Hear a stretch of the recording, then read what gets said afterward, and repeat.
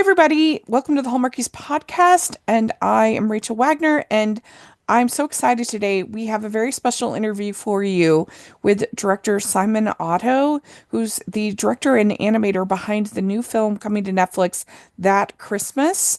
And I was not able to do this interview because I was traveling when the interview was happening. So Sari Cohen was kind enough to agree to do this interview. And so that's what you get to experience. She's a pro. She's awesome. And hope you all enjoy it and hope you enjoy the movie. Let us know in the comments what you think about everything that they had to say and what you think about the movie. If you get a chance to see it, we'd love your thoughts. And thanks so much. Simon, thank you for joining us today on Hallmarkies podcast. It's such a pleasure to meet you. Nice to meet you too. Thanks for having me. Yeah, so I have to tell you how much I loved this film.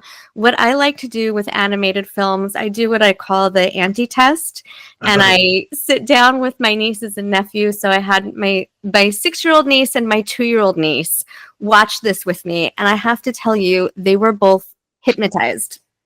Really? That's amazing. So the 2-year-old, I'd be really curious. Was your 2-year-old ever scared, or Nope. was it too dark, or? Not at Wow, all. it's amazing. I Not love at that. all. She was totally drawn to it. Yeah, that was, I mean, we had even it was funny, my boyfriend also is from the UK, and Yeah. we were all sitting around watching it, and he also was drawing comparisons to Wellington on the Sea and relating everything back. So you really hit it on the mark with speaking to a wide audience here. Oh, I love to hear that. I hope that's how it's going to play it out, because of course for us, what we set out to do was to do a Richard Curtis written movie and combine it with charm and timelessness of animation, and sort of attempt to bring those two ideas together and give people a real kind of Christmas movie that they can rewatch, like a movie that has rewatchability.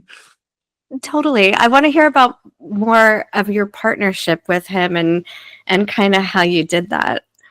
I mean, it was such a privilege. You have to know I've been such a big fan of his films throughout my life. When all of a sudden, through some happenstance, Locksmith Animation contacted me about this children's book that they had called The Empty Stocking, written by Richard Curtis. And it took me a moment to understand that we're talking about the Richard Curtis.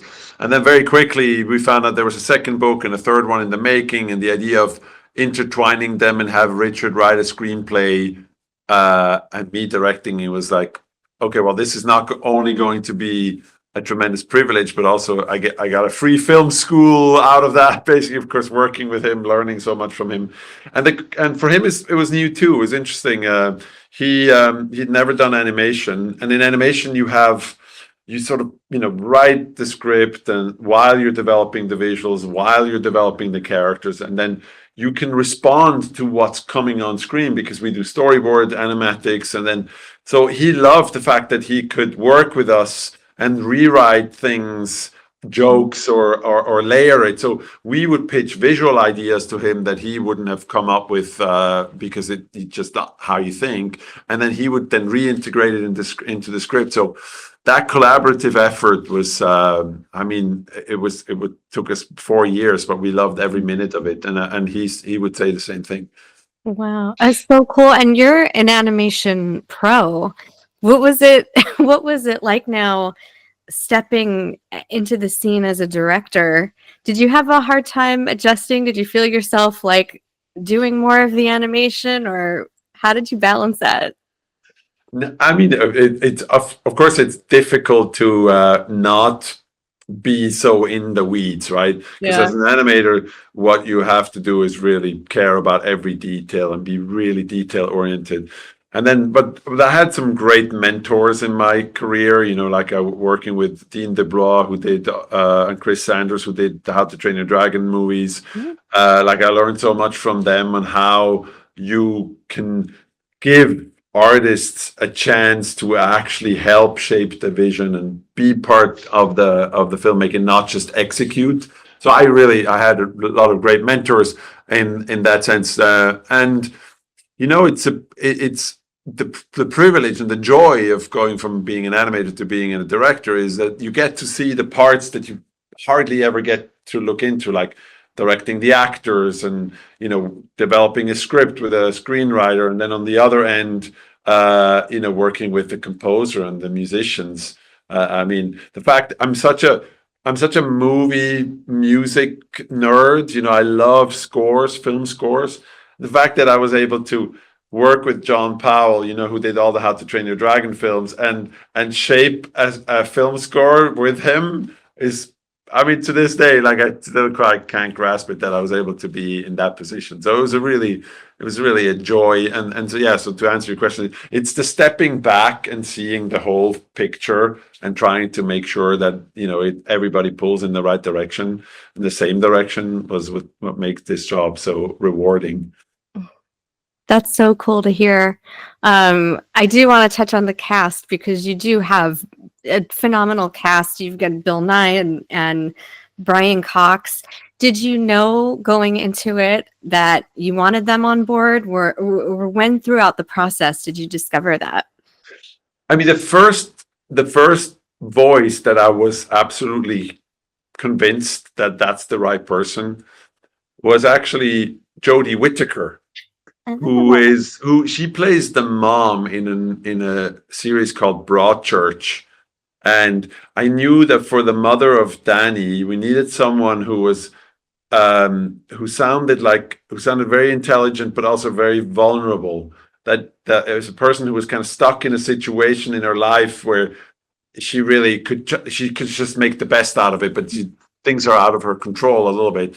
And I just knew that she would land this, and the sound of her voice was so intricate. The casting process is very interesting because for Richard, casting, of course, is first and foremost about performance and who these people are visually, and of course through him, if you approach a manager of an agent of an actor and you say you're working on a Richard Curtis movie, the door is immediately open, right? Because every actor, in a way, or a lot of actors, dream of being in one of his films. So that was tremendous. And of course, we immediately had to cast some familiars like Bill Nye and Rhys Darby. But for me, animation, the casting process is a completion of character design. So when we look at voices, we put the drawings up on screen and mix it with clips of this actor from different movies.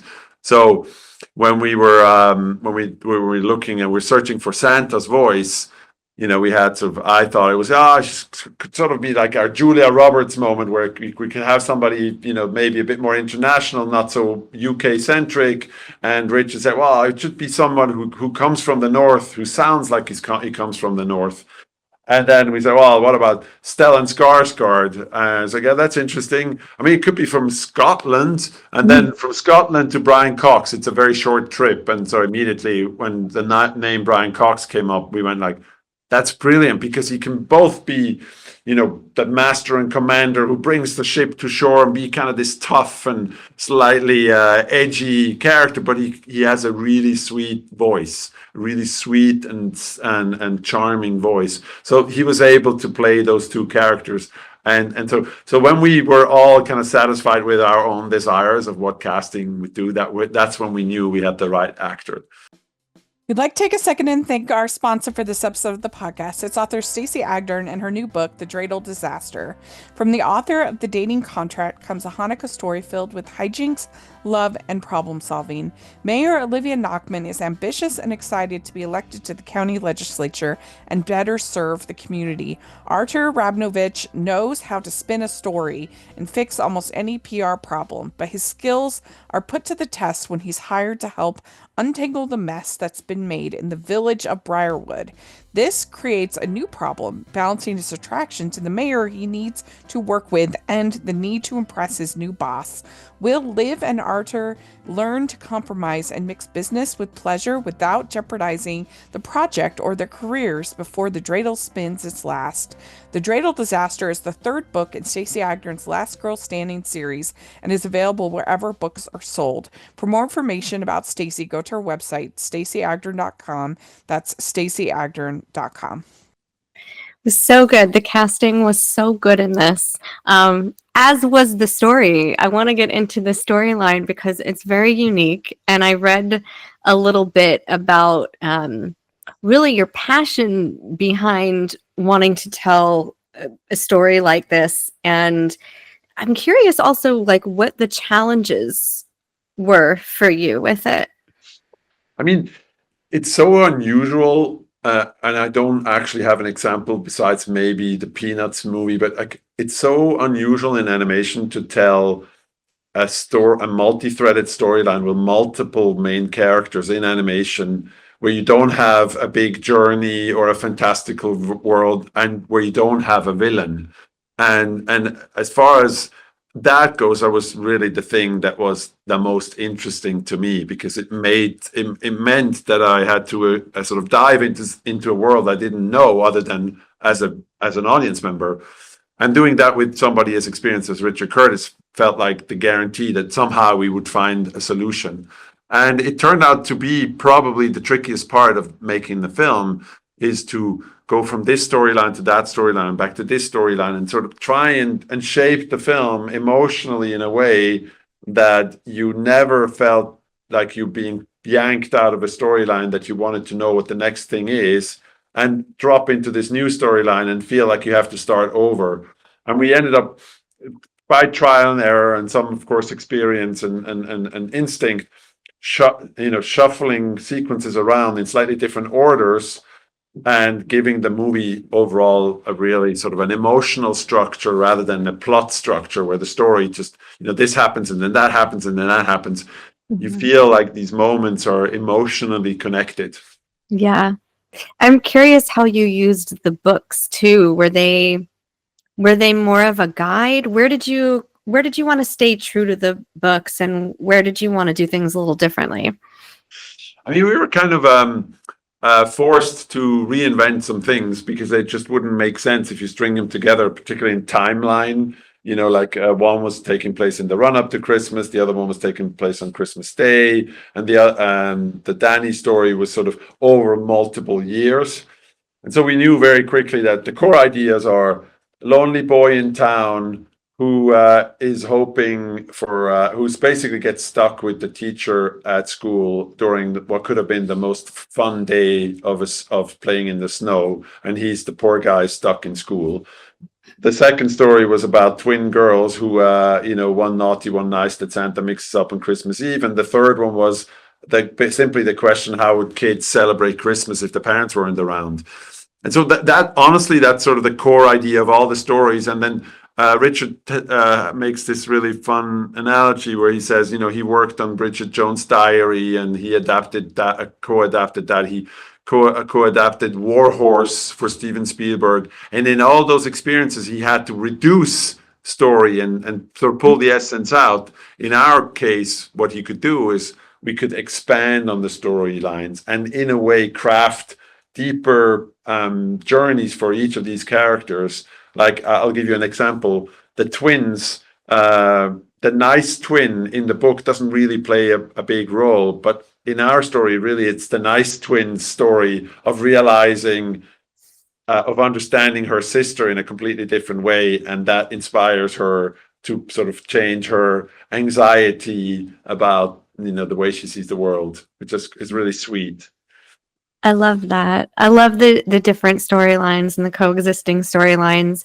Do you feel like the movie has a universal message, or messages that you would say you think audiences are gonna walk away with? I mean, I think that the message is a simple one ultimately, which is that we all realize in these family events, and Christmas in particular, that eventually, when all the traditions and the events have occurred, the moment when the gift's been unwrapped and you just sit there and have a glass of champagne or whatever, a mulled wine or hot chocolate, and you just sit there and you have a conversation in your family, when everything else is gone, that's really when Christmas is happening, this moment of being together. And I think that's the message. It's not a particularly new one, but I think our attempt was really for the audience to feel that as they're sort of exiting the film. And then, of course, there's lots of other ones like, some traditions should be reinvented and others are there for a reason. It's the fact that we're all kind of flawed human beings and we're sort of victims of our own short-sightedness and judging other people not by how they appear, but who they truly are. Like lots of those little things are in there, interspersed in the film, and I love that it sort of all kind of comes together in the end. Yeah, I love that. It does. It speaks to everyone. Everything that you just mentioned, I feel like speaks to just a different person of a different age or a different experience. And it was really lovely how you incorporated all of it. Thank you. What would you say, or where would you say that Christmas fits in, or where do you hope it fits in the line of traditional Christmas films? I mean, we set out to make a film that first and foremost makes people smile and make them feel the joy of family and how complicated our lives are, but yet we still somehow find time to enjoy each other. And so we want to just first and foremost make people laugh and smile and feel these emotions. If on the off chance that people, really enjoy it, one of the ambitions that we said to ourselves, it would be really great if we could craft a story that people want to revisit. Where it's not a film where you've seen it once and you kind of go back to it because you know everything that's happening. It's not that interesting anymore. I have a feeling or a hope that in a way, the more you watch it, the more interesting the movie gets. And I think that's true for films like Love Actually. Yeah. Actually, Love Actually, in a way, because the jokes are really fun, the scenes are really, you don't quite know in what order the events happen. It's kind of a new experience every time you watch it, and that would be the big ambition. I mean, yeah. So level one is enjoy it and have fun. Level two would be, God, if you actually loved it enough to rewatch it, that would be a real tremendous honor. And how are you getting into the holiday spirit? Oh God, I've committed to it so much. I've already said we're going to reinvent the way we're celebrating. Like we need some great Christmas games. I'm going to take, and my son is all about this. We're going to take a cold Christmas swim in our pool in the middle of, like on Christmas Day. So I'm all about like, let's take this movie and speak truth to yourself. Like we got to reinvent our Christmas traditions. But yeah, our tree is up, our house is decorated. It feels so cozy already. I love it. I love it. Well, you inspired my family to do the same. Which one is it? The cold Christmas swim. Reinventing Christmas traditions. Yeah. I mean, Ask your kids. As parents, I do think we should ask our kids which ones would you rather do differently. yeah, And I love that. I love it. Well, good Simon, on you. I appreciate that. thank you so much. I appreciate you joining us today. It was really awesome hanging out with you. Yeah, same here. Thanks for having me. Appreciate it. Ho, ho, ho. We'd like to take a second and thank our sponsor for this episode of the podcast. It's the Hallmarkies Patreon. Do you love Hallmarkies podcast, especially at Christmas? Do you enjoy the holiday previews, recaps, interviews, and bonus episodes? If the answer is yes, please consider supporting the Hallmarkies Patreon. We need your help to do what we do both during the Christmas season and all year round. But not only do you help a podcast led by strong, independent women by becoming a Patreon, you get to become a part of the Hallmarkies family. Starting at only $2 a month as a patron, you will have access to our Facebook Patreon group where we talk about the movies, shows, and more all year. We also have many monthly patron watch-alongs with guests like Lacey Chabert, Natalie Hall, Paul Campbell, Mary Lou Henner, and more, giving their behind-the-scenes details of their films. As a patron, you also have the chance to provide input into the podcast and even join us at different tiers. So this Christmas season, spread some cheer to the Hallmarkies Patreon and become a member today. You won't regret it. Go to patreon.com/Hallmarkies to learn more. That's patreon.com/Hallmarkies.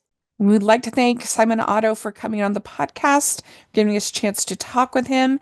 And thank you to Netflix and to Sari for doing the interview. Please let us know your thoughts in the comments below. We would love to hear it. Make sure you check out all of our many director interviews that we've done over the years. We have a whole playlist just with our director interviews. Make sure you check out all of our Christmas content for 2024. We have another playlist with all of that. It's so much fun, and I hope you enjoy that Christmas. Let us know what you think, and please like this video. Please subscribe to the channel. If you are listening on iTunes, please leave your ratings and reviews. We really appreciate that so much. And we check out our Patreon group and merch store. We sure appreciate all of that support. And thanks again, and we'll talk to y'all later. Bye. Merry Christmas.